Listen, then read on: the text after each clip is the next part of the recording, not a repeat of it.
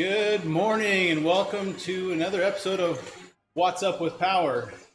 You might be asking, what's up with your arm? Well, crashed last Friday, fractured my collarbone, but I can still do WUWP, so here we are. Anyway, today we got a great presentation. We're going to hop back to the beginning of training and racing with the power meter. We're going to be talking all about the basic questions of why train with power. Hear about it a lot of people talk about it, a lot of people do it, and still anyone who hasn't done it is kind of like, what are the benefits? What do we talk about it so much? What's the reasoning behind it? And so that's what we hope to cover today is what are the main reasons people train with power? What can you gain from training with power?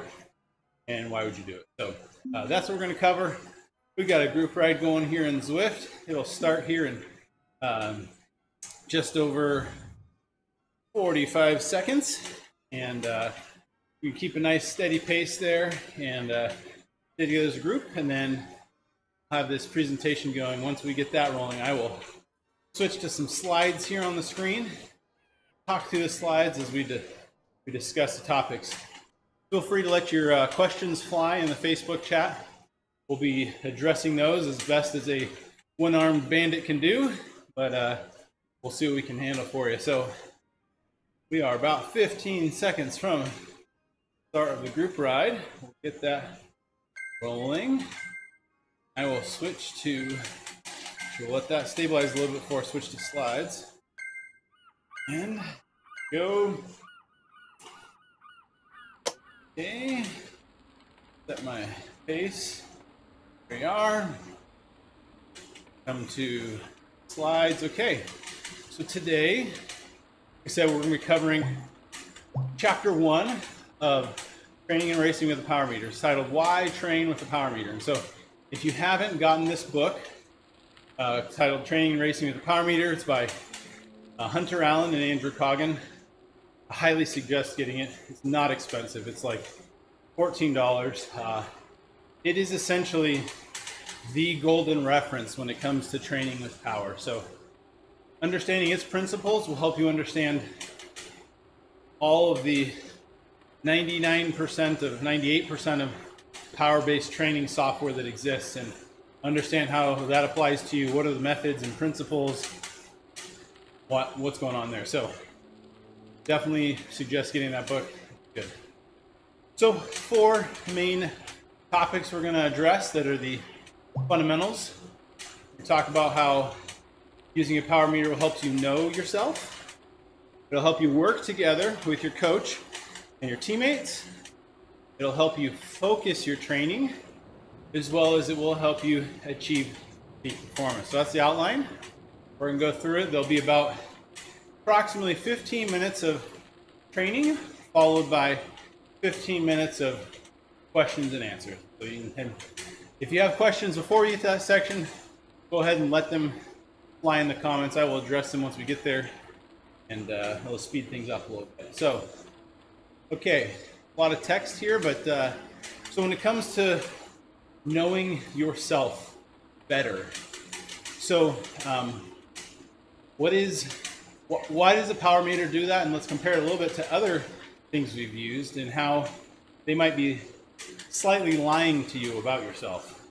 So power is recording your effort. It's not recording the outcomes of your effort. So when we think of heart rate is your body's response to the effort that's been produced. And so is speed. Speed is the response of your bike, aerodynamics, the hills, the elevation to your effort. So these are all actually responses to what's actually happening. And so knowing what you're doing and recording that is really truly knowing the effort you're putting out. One thing I like to think of is you may see some guys who go out and do races and you think, wow, they're going super fast on a really low heart rate. Well, they were probably sitting in a draft pack in the race. And as you know, drafting is significant. So you see lots of speed, low heart rate. So you may think, whoa, if I was just training on speed, I would think I was getting a good workout. Well, that may not be the case, and that's a simple instance. So power meters can also add meaning to heart rate monitoring. So your heart rate can be affected by many things other than your effort or your fitness level. So I got them listed here: hydration, air temperature, core temperature, quality of sleep, stress, you name it. And so just relying on heart rate alone may not be indicative of when you're truly tired and need to go into a rest session, or you may think, hey, I'm in great shape, but the legs just aren't responding. So heart rate can lead you astray if you're just basing all your training based on heart rate. Now, let's say for whatever reason you don't have power on a certain bike setup, then obviously your next best training tool is heart rate. Not saying that training with heart rate is flawed, it just has its downsides, and just understand the trade-offs between that and the power meter. And you know, monitoring your heart rate is a whole lot less expensive than a power meter, so that's how most people get started. And ultimately, the wattage you're holding, how long you can hold wattage, will really tell you when you need to rest, not necessarily your heart rate. Well, heart rate should normally be pretty indicative of that as well. Maybe a little bit harder to pick out, but so you also use your power meter to track fitness changes. So if you're doing a climb, say the same climb around your house week after week or month after month over time, you can very easily see, let's say you're doing an all-out effort on that climb, you can tell if you're able to put out more watts later on. And you may not go faster up the climb because it's possible you had an extreme headwind that day or a tailwind when you weren't as fit. These things play into your speed, and you may not be able to track just based on segment times on, say, Strava. But your power meter, you'll know, hey, I performed way better than I ever had. Now, I was on a slower bike, I was wearing a big cardboard box on my back, and I was super unaerodynamic. Whatever it was, that could have affected your speed. So, and also we have this concept we call TSS, or training stress score, and of course it just got covered by that overlay, but it's a gauge of your, it's a way we use it to basically manage your overall training load. Cover that in later episodes as we go further on in the book, but TSS, training and stress score, is a good thing to start to learn about. That's based on intensity and duration. Okay, what else? So using a power meter, you can help analyze your race. There's a great example in the book of a certain athlete who, there were two different cases where this person had gotten, or he continued to get dropped in a race. And it was about an effort a little over 5 minutes of his FTP, and he was getting dropped. Well, it turns out in this case, so that from the power profile, you would think he should be able to do that. I mean, your FTP you should be able to hold for more than 5 minutes. But he was getting dropped there. And so that led them into looking at other things and realized that his gearing wasn't right. And so he changed the gearing on his bike so he could spin a cadence of 95 on that particular climb rather than 70. And he didn't get dropped in that race. So a good example of where analyzing the power in a critical part of a race where somebody got dropped and looking at what the reason for getting dropped was will help you improve. And that's something you can do with a power meter. You may not have, without a power meter, they may not have known that, hey, he should be able to do more than that. You can also pinpoint your strengths and weaknesses. So as we get on later, we'll talk about power profiling. You'll know, you'll get an idea for if you're stronger for longer efforts or sprints or in the middle. And what does that mean? How does that apply to your training? But that's essentially knowing your own power profile will help you come up with the race strategy during a race, and whether or not a certain move is going to be a good one for you to take, or if it's just likely a suicide move that you probably won't stick, but maybe you're making it for another reason. But you'll know that, hey, this isn't necessarily my move. This is not where I'm particularly strong, but knowing those things will help you in a race. So having a power meter will help you work together with your teammates and coaches. So power meters are objective, undeniable information about you. Now let's put an asterisk there, so long as they're properly calibrated. So we go later on, we'll talk about having your power meter properly calibrated, understanding what it means to do that, how to do it. But it goes without saying that if the numbers aren't real, it's not worth training off that information. So, but assuming we do have that set up, it's not that hard to have it trustworthy data. It'll be objective and undeniable, and the numbers don't lie. You won't be humming and hawing about where you're at in your fitness level. You'll have a very good indication. That also might be a harsh reality sometimes. You might see, hey, I'm falling down in fitness, and yeah, but I mean, it's kind of a double-edged sword. Either you'll have the fact that you're improving, you'll know objectively that you're not improving. And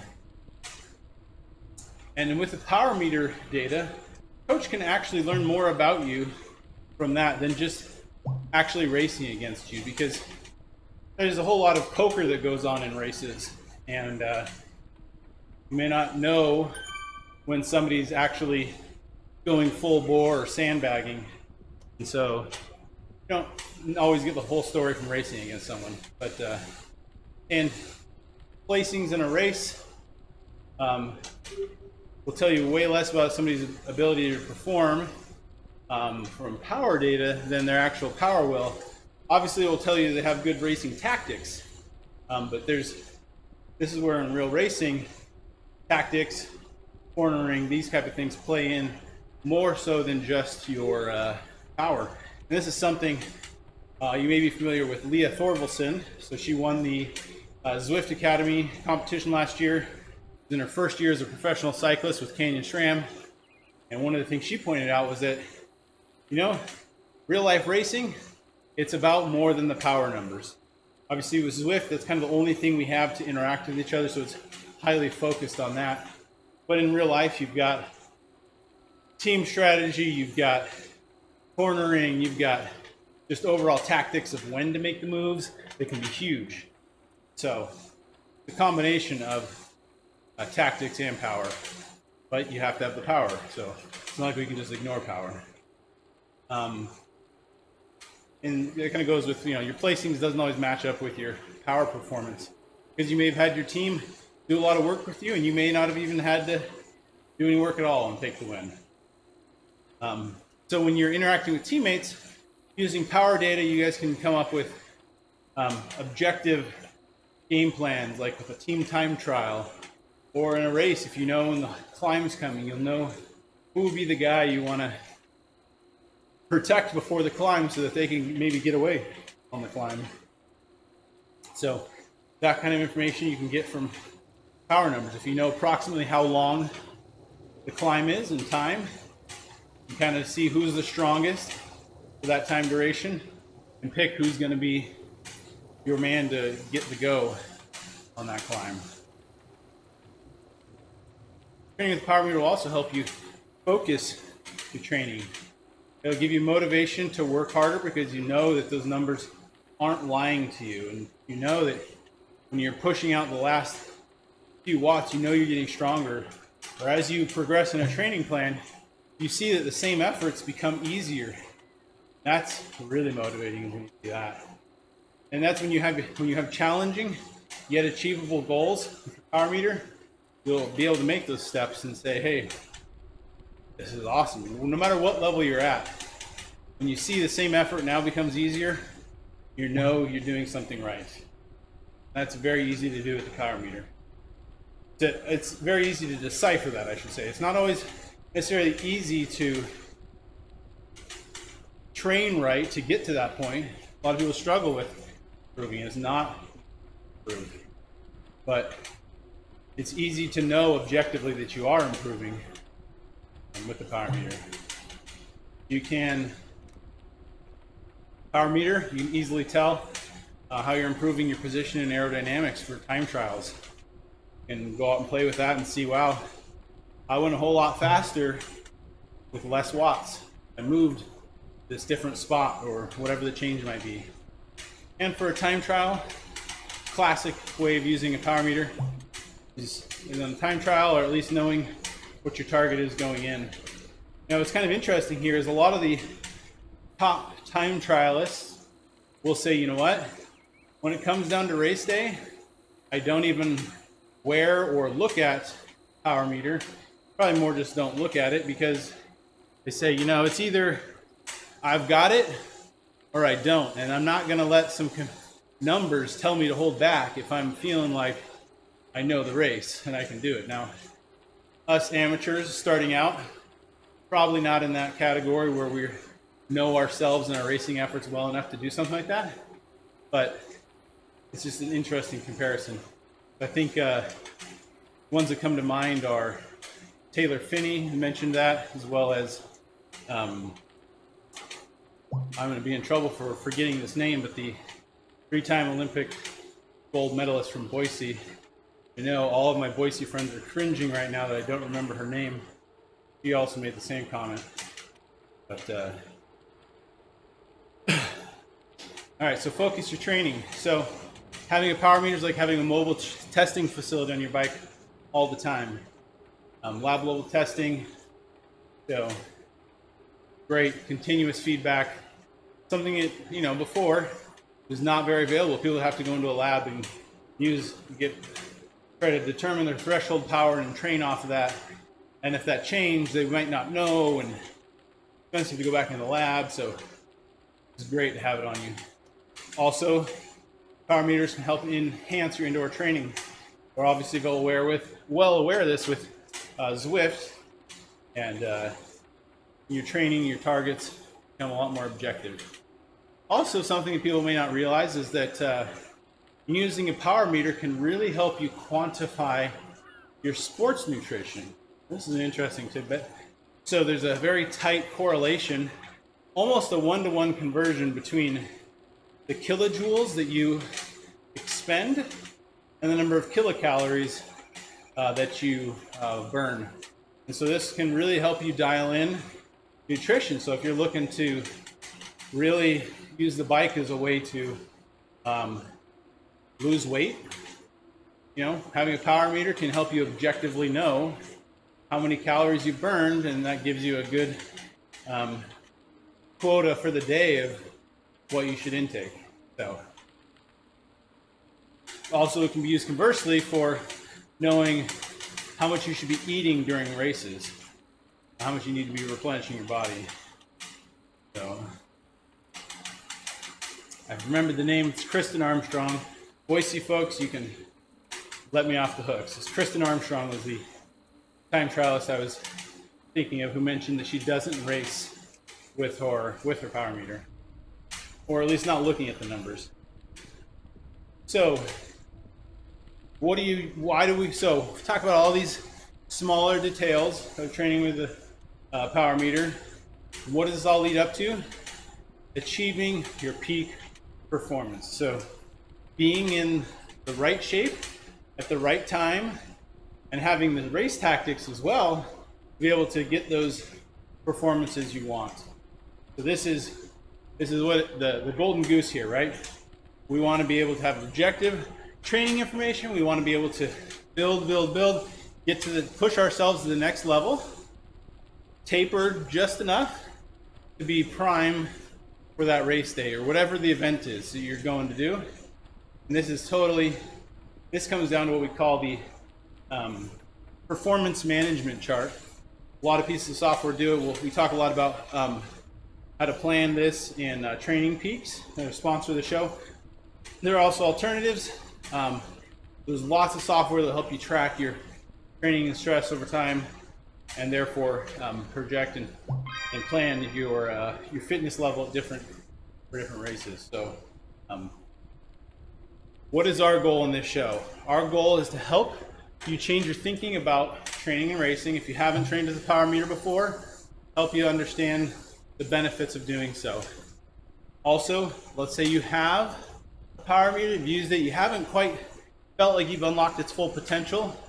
That's what we're here for. We want to help you understand maybe those last few things to help you enable to use that power meter to its fullest potential to help you ultimately become a better rider. And that's why we do this show. So with that, we're going to move on to the Q&A session. So I'm going to pull up my phone here and see if we've got any questions on the line here and address them as they come. Don't see any coming in, but I'm a little parched. Excuse me while I take a quick drink.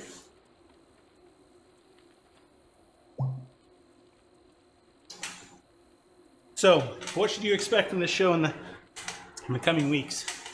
We're going to continue to progress through the Training and Racing with the Power Meter book, covering the topics sequentially, going through the chapters, and helping you build upon these basics.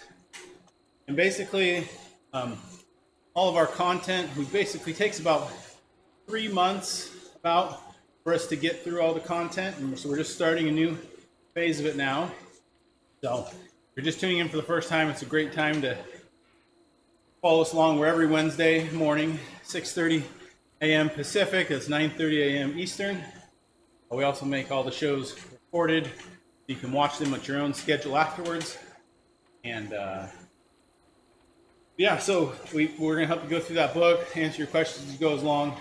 If you have any questions about the show, about how to look up previous episodes, you can email us at wuwp@teamodz.com. That's the email up on the screen. So WUWP stands for What's Up with Power.